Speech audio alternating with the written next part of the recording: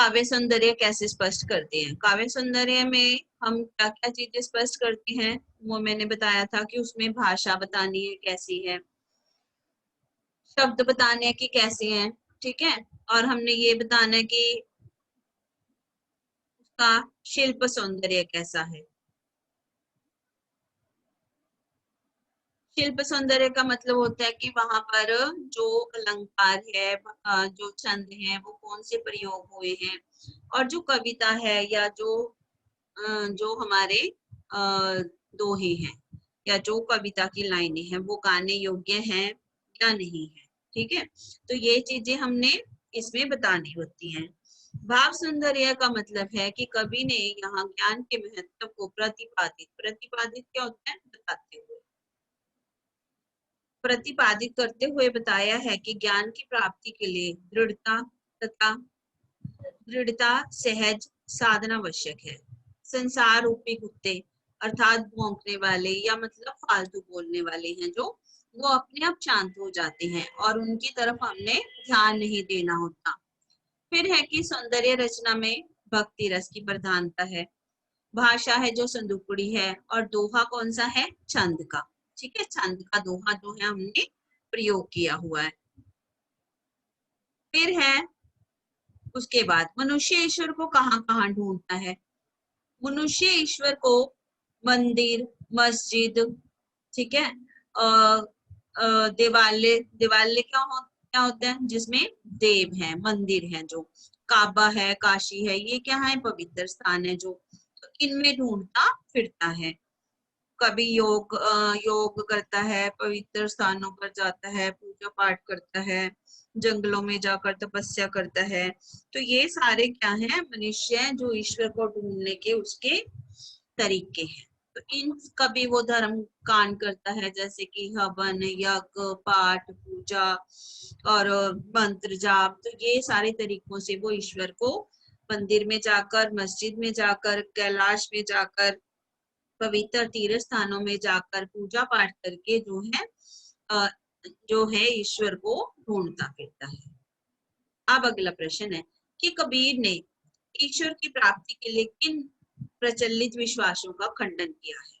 कबीर जी ने क्या कहा है, खंडन किया है, मतलब इसके लिए मना किया। कबीर ने ईश्वर की प्राप्ति के लिए प्रचलित विश्वास जैसे मंदिर, मस्जिद में जाकर पूजा करना, नमाज पढ़ना, योग करना, योग का मतलब यहाँ पर क्या है कि तपस्या करना, जाकर के घर बार छोड़ करके जंगल में जाकर तपस्या करना, फिर नमाज पढ़ना, वैराग्य, घर बार त्याग देना, अपनी जिम्मेवारियां छोड़ देना और जाकर के जंगलों में बैठ जाना। फिर है उसके बाद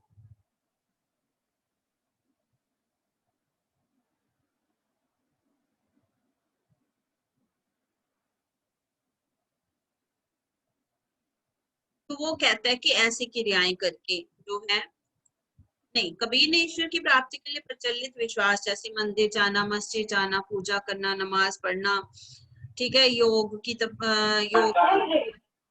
योग साधना करना, वैराग्य, वैराग्य का मतलब होता है सबको छोड़ देना, अपने जितने भी संसार में जितने भी भाई बंधु हैं, मित्र हैं, परिवार के लोग हैं, सबको, सारी चीजों से को त्याग करके अकेले रहना, ईश्वर की साधना करना।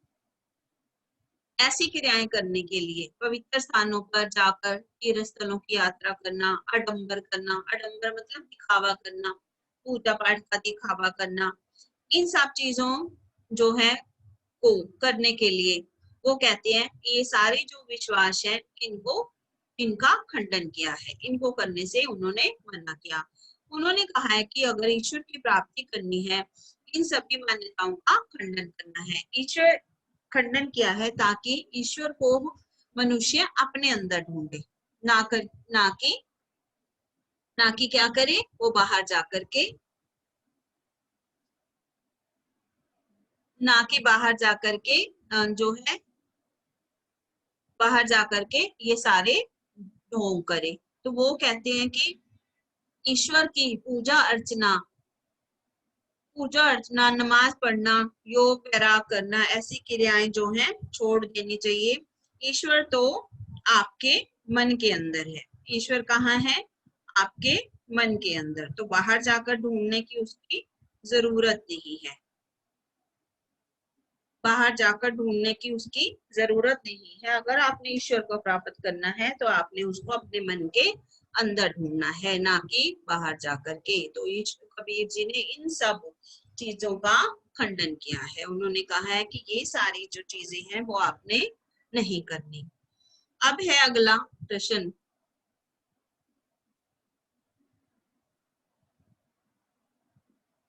कि अगला प्रश्न है, कबीर ने ईश्वर को सब श्वासों की श्वास में क्यों कहा है? सब सांसों की श्वास में क्यों कहा है? ये 10वां प्रश्न है। जब सब जीवों की रचना ईश्वर के द्वारा की गई है, ठीक है, अतः ईश्वर का वास हर प्राणी में है। इंसान को किसने बनाया? ईश्वर ने। और जो इंसान को जब ईश्वर ने बनाया तो उसने इसमें जान डाली है। तो वो कहता है कि जब ईश्वर ने सबकी रचना की है तो ईश्वर का जो वास है, वास का मतलब है रहना, जब ईश्वर ने रहना है हर इंसान के अंदर, उसमें सांस भरे हैं तो वो हर इंसान के अंदर है। ईश्वर कण कण में समाया हुआ है, इसलिए कबीर ने कहा है ईश्वर तो सब श्वासों की श्वास में है, मतलब हर इंसान के अंदर है। श्वासों की श्वास में का क्या मतलब है कि ईश्वर है जो सब श्वासों की श्वास में है, मतलब हर इंसान के अंदर है। ईश्वर जो है हर इंसान के अंदर, ठीक है। अगला प्रश्न है, अब वो कहते हैं please don't disturb class.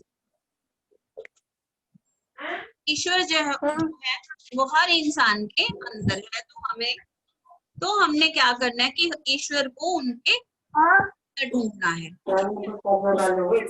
Please students, ईश्वर है। सर नल कर लोगी? सर नल कर लोगी? Please class don't disturb. सब जीवों की रचना ईश्वर द्वारा की गई है, तो ईश्वर की का वास हर प्राणी की सांस में है। तो हर इंसान के अंदर जो है ईश्वर समाये हुए हैं। तो इसलिए कबीर ने कहा है कि ईश्वर को सब श्वासों की श्वास में कहा गया है, इसलिए ईश्वर को बाहर जाकर ढूंढने की कोई जरूरत नहीं है।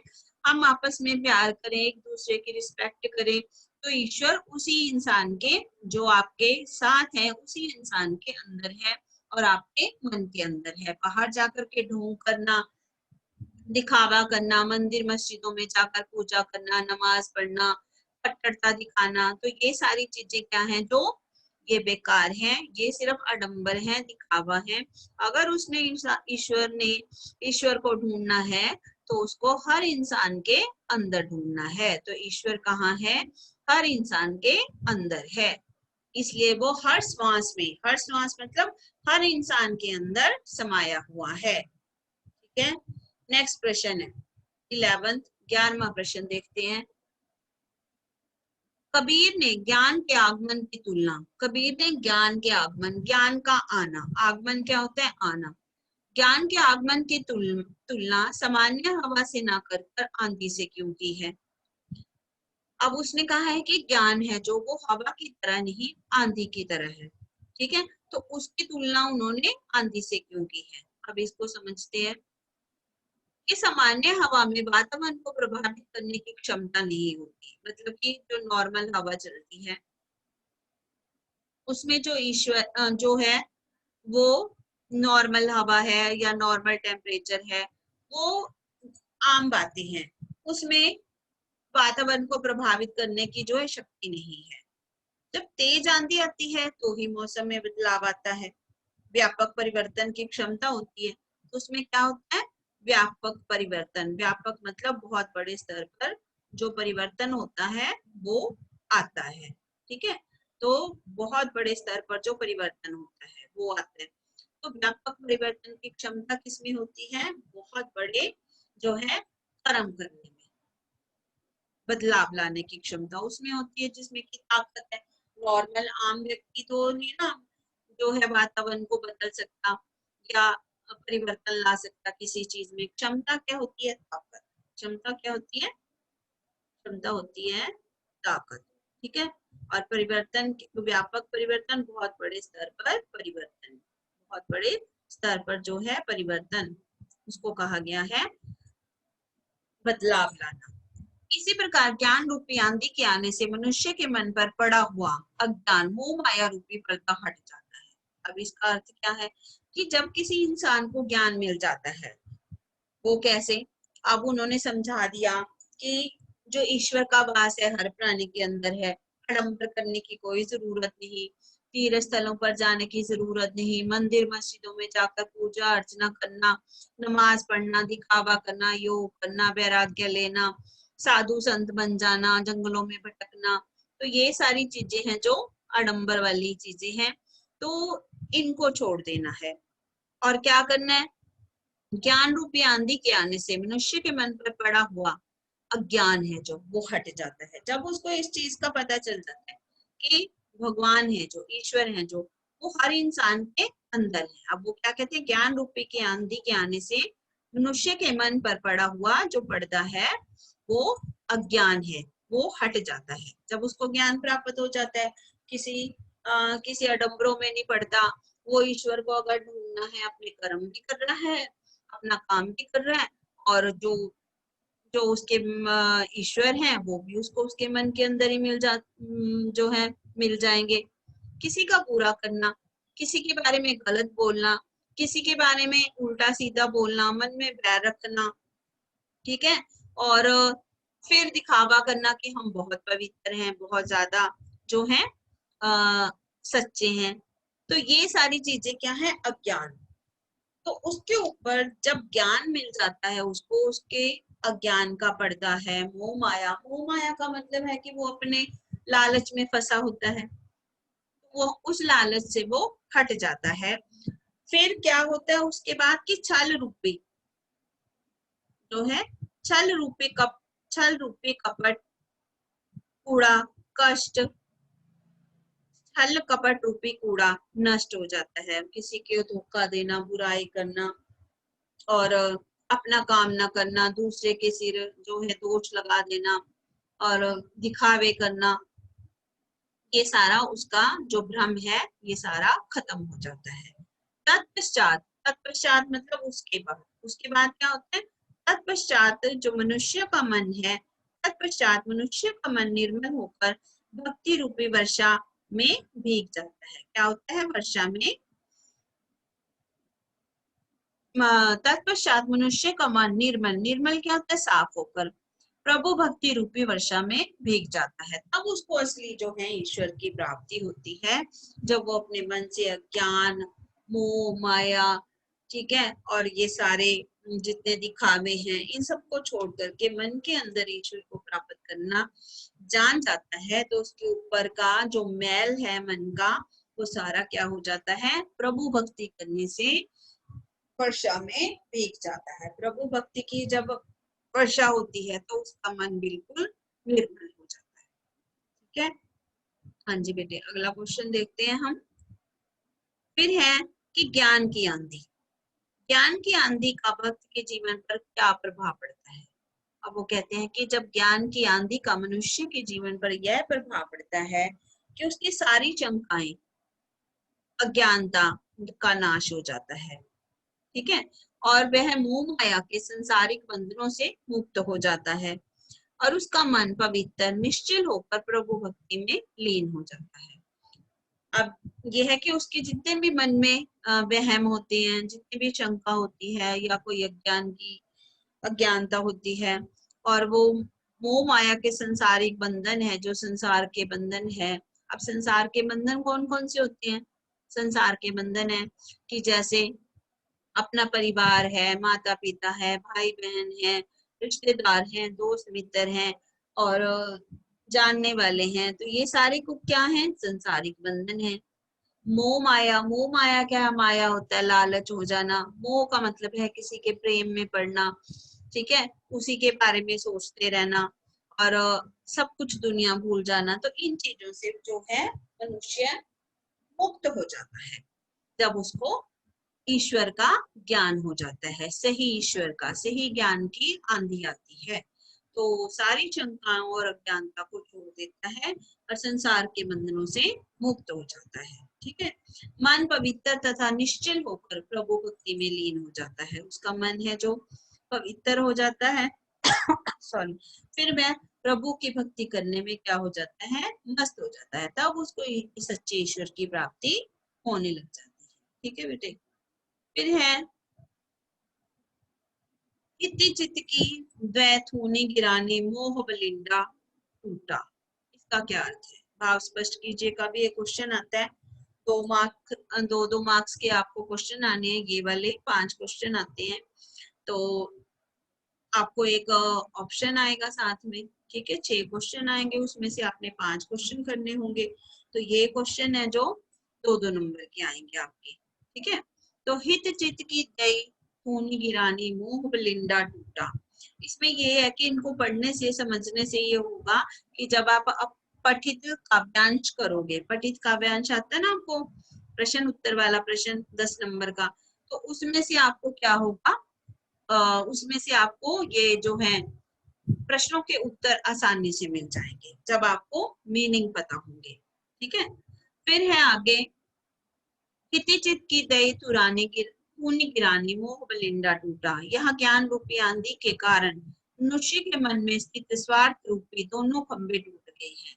ज्ञान मिलने से क्या हो गया, मनुष्य के मन में स्थित जो स्वार्थ रूपी, स्वार्थ मतलब अपना मतलब साधने वाले 2 खंभे थे, दोनों खंभे टूट गए तथा मोह रूपी बल्ली गिर गई। अब इसका मतलब क्या हुआ कि जैसे छत है, छत किसके सहारे खड़ी होती है, उसमें पिलर लगाए होते हैं 2 और लकड़ की बल्लियां लगाई होती हैं, तो उसके तरीके से मनुष्य को समझाया गया है कि उसके मन में खंभे खड़े हैं 2 और बल्लियां जो जिनके सहारे उसने जो है अपने आप को स्वार्थ अपना खड़ा किया हुआ है, तो उसके दोनों खंभे टूट गए जब उसको ज्ञान हुआ और उसकी मोह रूपी बल्लियां हैं जो गिर गई। इससे कामना रूपी छप्पड़ नीचे गिर गया। अब जो उसकी इच्छाएं थी, जो उसने छत बना रखी थी, वो क्या होगी, नीचे गिर गई।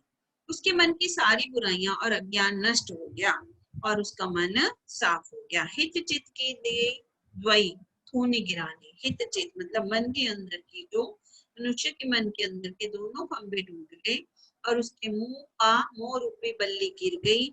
इससे उसका कामना रूपी छप्पर, जो उसकी इच्छाएं थी बड़ी बड़ी, वो सारी क्या हो गई, नीचे गिर गई और उसके मन की सारी बुराइयां, ज्ञान नष्ट हो गया, उसका मन बिल्कुल साफ हो गया। कैसे साफ हो गया, जब उसको ज्ञान रूपी आंधी आई तो उसका मन क्या हो गया, बिल्कुल साफ हो गया। ठीक है, फिर है आंधी पीछे जो जल बूठा प्रेम हरिजन भीना। इसका मतलब क्या है कि आंधी पीछे जो जल बूठा प्रेम हरि जन भीना। सामान्य रूप से आंधी आने के बाद जब बारिश होती है तो धूल जितनी भी है उड़ रही होती है और जो उसके कण होते हैं सब शांत हो जाते हैं और मन क्या हो जाता है, प्रसन्न हो जाता है। आंधी आने के बाद जब बारिश होती है तो मौसम बड़ा अच्छा हो जाता है, मौसम को देख करके हमारा मन खुश हो जाता है। इस प्रकार ज्ञान रूपी आंधी के आने के बाद अज्ञान है जो दूर हो जाता है। जब मन शांत हो जाएगा तो आपको बड़ा अच्छा लगेगा। ठीक है, और हमारे मन के जितने भी अज्ञानताएं हैं, हमारा मन है वो क्या हो जाएगा, शांत हो जाएगा। हम प्रार्थना करते हैं ना, हमको मन की शक्ति देना, मन विजय करे, तो वही शक्ति है जो हम ईश्वर से मांगते हैं। ये शक्ति क्या करती है, हमारे अंदर जो है हमारे मन को मजबूत कर देती है। और जब हमारा मन मजबूत हो जाता है तो हमारी जो चिंता है आसपास की वो सारी खत्म हो जाती है। ठीक है, जो हमारे मन की चिंता है वो क्या हो जाती है, खत्म हो जाती है। तरुण आप जल्दी आया करो क्लास में, तरुण शर्मा।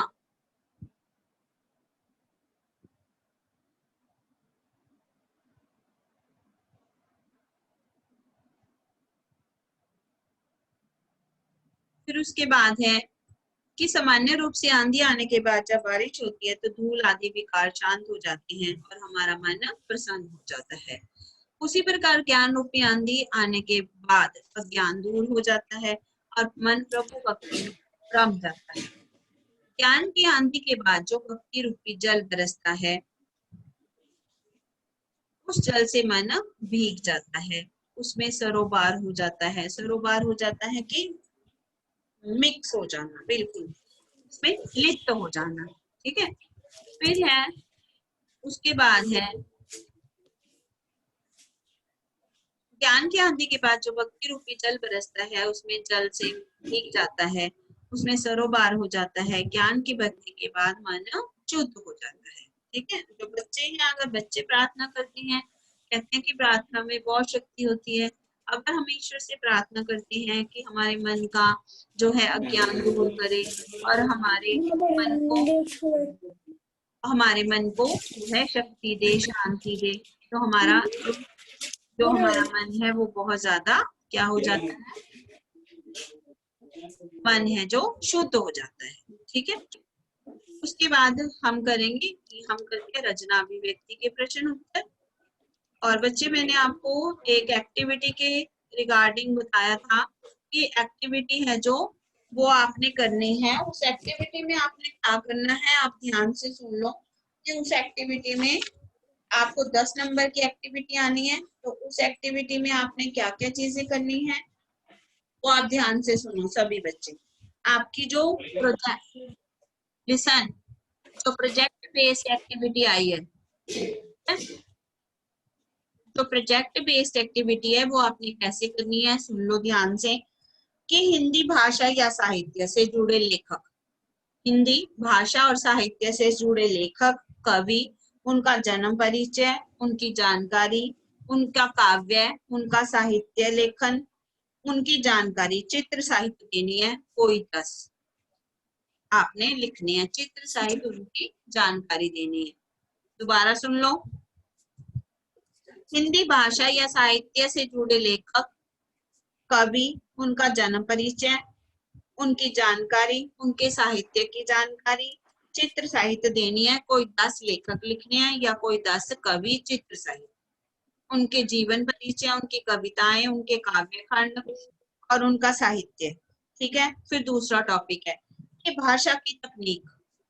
भाषा की तकनीक क्या है कि भाषा जो है कैसे बनी, उसके बाद उसके पार्ट्स क्या हैं, फिर आगे कैसे बढ़ी, उसके खंड क्या हैं, आगे आगे उसका पक्ष। हिंदी भाषा के पक्ष में आपने एक प्रोजेक्ट बनाना है कि इसको कहाँ कहाँ तक जो है होना चाहिए।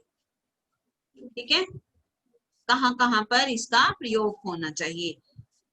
फिर है हिंदी भाषा की तकनीक के पक्ष में प्रोजेक्ट बनाना है 10 पेज का। इसका प्रभाव क्या है, हिंदी भाषा का प्रभाव, ये भी लिखना साथ में। 2 टॉपिक हो गए। तीसरा, हिंदी भाषा साहित्य से जुड़े विषयों, विषय कौन कौन से हैं, विधाएं, विधाएं क्या होती है, काइंड्स की जानकारी देनी है। जैसे कहानी है, ये हिंदी भाषा की विधा है ना, काइंड्स है। कहानी है, कविता है, निबंध है, लघु कथा है, एकांकी है, नाटक है, निबंध है, तो संवाद है। तो ये सारी क्या है, काइंड्स। किसकी काइंड्स है ये, हिंदी भाषा की। इसके ऊपर प्रोजेक्ट बना सकती हूँ। ठीक है, फिर नेक्स्ट है साहित्य के सामाजिक संदर्भ व जीवन मूल्य अर्थात महत्व। साहित्य का महत्व क्या है, हिंदी साहित्य का महत्व, उसके ऊपर आप प्रोजेक्ट बना सकते हो। पूरा प्रोजेक्ट आपका 10 नंबर का है। ठीक है, उसमें 10 तभी मैंने 10 पेज का बनवाया। 10 पेज का ये एक प्रोजेक्ट बनाना है आपने प्रॉपर, वो जो है पेजेस लेकर के, डेकोरेटिव पेजेस होते हैं उनके ऊपर आपने प्रोजेक्ट बना करके सबमिट कराना है। इसके आपको 10 नंबर मिलेंगे। मैंने आपको बता दिए कि कौन कौन से जो है टॉपिक आपने लेने हैं। ठीक है, इसकी मैं फोटो खींच के आपको भेज दूंगी मैं व्हाट्सएप पे। और एक आपका लिसनिंग रीडिंग होगा, वो भी 10 नंबर का है। ठीक है, वो आपको पता है कैसे लेते हैं। लिसनिंग रीडिंग का जो पेपर होगा आपका, तो वो 10 नंबर का है और प्रोजेक्ट 10 नंबर का। हो गया आपके 20 नंबर। तो आपने ये प्रोजेक्ट बनाना है और सबमिट कराना होगा, वो मैं आपको बता दूंगी। ओके, अब हम अगला क्वेश्चन पढ़ते हैं रचना अभिव्यक्ति का। नहीं, हाँ, संकलित सांख्यों और पदों के आधार पर कबीर के धार्मिक और सांप्रदायिक संधाब संबंधी विचारों पर प्रकाश डालिए। अब है कि कबीर ने अपने विचारों द्वारा जनमानस की आंखों पर धर्म संप्रदाय के नाम पर लड़ना उनको खोलने का प्रयास किया है। कबीर ने हिंदू और मुसलमान की पूजा पद्धति के कारण उत्पन्न सांप्रदायिकता को लक्ष्य बनाते हुए राम रहीम को एक मानकर मनुष्य को सच्ची भक्ति के लिए कहा है। उन्होंने कहा हिंदू मुसलमान है जो वो आपस में धर्म के नाम पर लड़ रही है, तो इसको छोड़ करके उन्होंने कहा कि राम और रहीम एक है, ईश्वर एक है, उसको उनको सच्ची भक्ति करने के लिए प्रेरित किया। ठीक है, आडंबरों का विरोध किया, दिखावे का विरोध किया, मूर्ति पूजा और या तीर्थ यात्रा भ्रमण, योग करना, साधना करना, ये सब उनका, इन सब चीजों का उन्होंने खंडन किया है, मना किया है। कबीर ने हर एक मनुष्य को किसी एक मत संप्रदाय धर्म आदि के फेर में ना पड़ने की सलाह दी है। ये सारी चीजें मनुष्य को राह से भटकाती हैं, बंटवारे की ओर ले जाती हैं। अतः कबीर के अनुसार हमें इन सब चक्रों में नहीं पड़ना चाहिए। मनुष्य को निष्काम, निष्काम क्या होता है? बिना किसी जो है भेदभाव के निश्चल भाव से प्रभु की आराधना करनी चाहिए। ठीक है, तो बिना किसी भेदभाव के, बिना किसी फर्क के कि कौन हिंदू है कौन मुसलमान है, इनका जो है उन्होंने ईश्वर को एक मान करके आराधना करने की बात की है। अब भाषा अध्ययन है, पखापखी तत्सम शब्द है, इनका जो है हमने तत्सम रूप बताना है इनका। तद इसका है पखापखी। पखापखी क्या होता है? पक्ष विपक्ष। फिर है अनंत, अनंत। योग, योग को क्या कहते हैं हम लोग? योग। युक्ति, युक्ति, युक्ति मतलब प्लान, योजना। वैराग, वैराग्य, वैराग्य मतलब सब कुछ छोड़ करके जंगलों में चले जाना। ठीक है, फिर है निरपक्ष। निरपक्ष क्या होता है? निष्पक्ष मतलब किसी का पक्ष ना लेना। ठीक है, तो इनका तत्सम रूप बताया था। अब ये चैप्टर हमारा कंप्लीट हो गया। अब हम इसके बाद ललधत वाला चैप्टर रिवाइज करेंगे, वाक का, अगली क्लास में। आपने इनमें से जो क्वेश्चन लिखने हैं, कौन कौन से लिख के रिवाइज करने हैं, सुन लो ध्यान से। इसमें से आपने करना है, एक तो ये भाव स्पष्ट कीजिएगा, सेकंड ये लिख के लर्न करना है, 12th क्वेश्चन, 12वां, उसके बाद है 10वां प्रश्न और 9वां, 8वां, 9वां, 10वां। ठीक है, और उसके बाद यहाँ से आपने करना है 6 प्रश्न, 4th, 1st और 2nd। ठीक है, तो ये क्वेश्चन आपने लिख के लर्न करनी है। ओके जी, समझ आया सबको? Okay, good afternoon.